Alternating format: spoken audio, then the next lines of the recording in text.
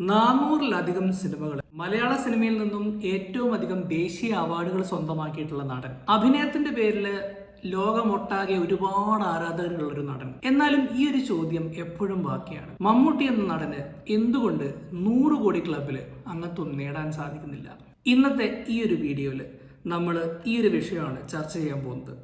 Welcome back to ജോട്ട് SPK. ഞാൻ ഒന്നും കൂടെ ക്ലിയർ ആയിട്ട് പറയാം. മമ്മൂട്ടി എന്ന നടനെ മറ്റു നടന്മാരുമായിട്ട് താരതമ്യപ്പെടുത്താനോ അല്ലെങ്കിൽ അദ്ദേഹത്തിന്റെ ബോക്സ് ഓഫീസ് പൊട്ടൻഷ്യൽ വീക്കാണെന്ന് എക്സ്പോസ് ചെയ്യാനോ ഒന്നും വേണ്ടിയിട്ടല്ല ഞാൻ ഈ വീഡിയോ ചെയ്യുന്നത്.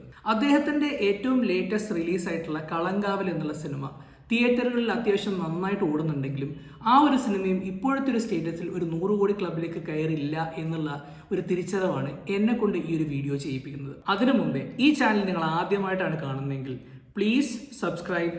And if you like this video, please like and share with your friends.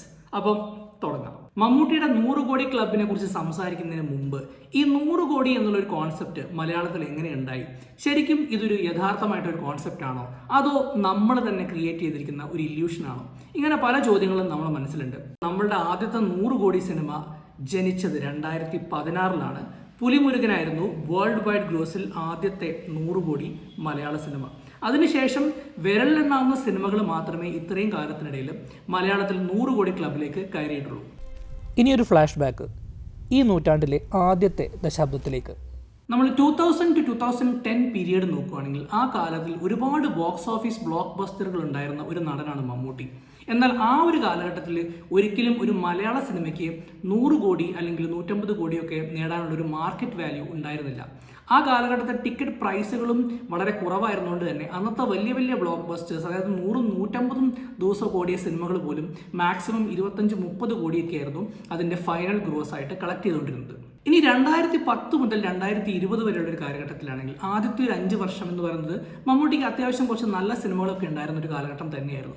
എന്നാൽ 2015 മുതൽ 2020 വരെയുള്ള അദ്ദേഹത്തിൻ്റെ കാലഘട്ടം എന്ന് പറയുന്നത് ഒരുപാട് ഫ്ലോപ്പുകൾ നിറഞ്ഞ അല്ലെങ്കിൽ ഒരുപാട് സിനിമകൾ തിയേറ്ററിൽ വളരെ മോശമായ രീതിയിൽ പരാജയപ്പെട്ട ഒരു കാലഘട്ടമായിരുന്നു. ഈ ഒരു കാലഘട്ടത്തിലാണ് ശരിക്കും മലയാള സിനിമയിൽ ഒരു 100 കോടി കോൺസെപ്റ്റ് ഒക്കെ ആദ്യമായിട്ട് ഉണ്ടായി വന്നത്.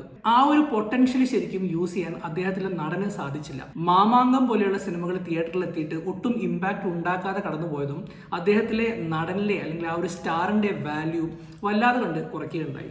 സ്വന്തം കരിയറിലെ ആ ഒരു ഡാർക്ക് ഫേസ് കടന്ന് ഒടുക്കം മമ്മൂക്ക അതിൻ്റെ ഏറ്റവും ബ്രൈറ്റസ്റ്റ് ആയിട്ടുള്ള ഫേസിലേക്ക് കടന്നു. ഇത് 2020 മുതൽ 2025 വരെയുള്ള ഒരു കാലഘട്ടം.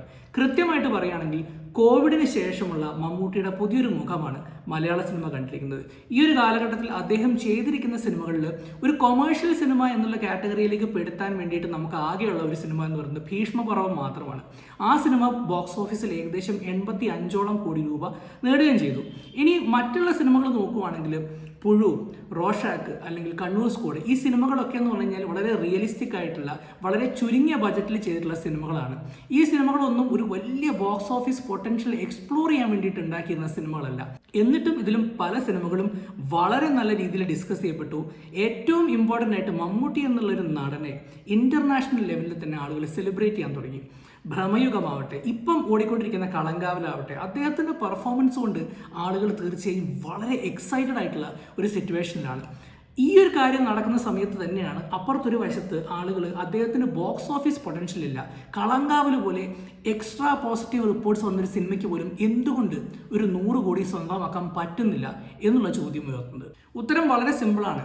മമ്മൂക്ക ചെയ്തിരിക്കുന്ന ഈ കഥാപാത്രങ്ങളോ ഈ സിനിമകളോ ഒന്നും ഒരു ബോക്സ് ഓഫീസ് ഇളക്കി മറയ്ക്കാൻ പോകുന്ന രീതിയിലുള്ള സിനിമകളല്ല. അതായത് ഒരു ഫെസ്റ്റിവൽ ഒക്കേഷൻ മുൻനിർത്തിയോ അല്ലെങ്കിൽ ഫാമിലി ഓഡിയൻസിനെ മൊത്തമായിട്ട് തിയേറ്ററിൽ എത്തിക്കുന്ന രീതിയിലുള്ള സിനിമകളല്ല അദ്ദേഹം ചെയ്തിരിക്കുന്നത്. അതിന് ഒരു ഉദാഹരണം തന്നെയാണ് കളങ്കാവൽ. ഈ ഒരു ആറ്റിറ്റ്യൂഡിലാണ് അദ്ദേഹം മുമ്പോട്ട് പോയിക്കൊണ്ടിരിക്കുന്നത്. അദ്ദേഹത്തിന് ബോക്സ് ഓഫീസ് നമ്പേഴ്സ് എന്ന് പറയുന്നത് ഒട്ടും ഇമ്പോർട്ടൻ്റ് ആയിട്ടുള്ളൊരു കാര്യമല്ല.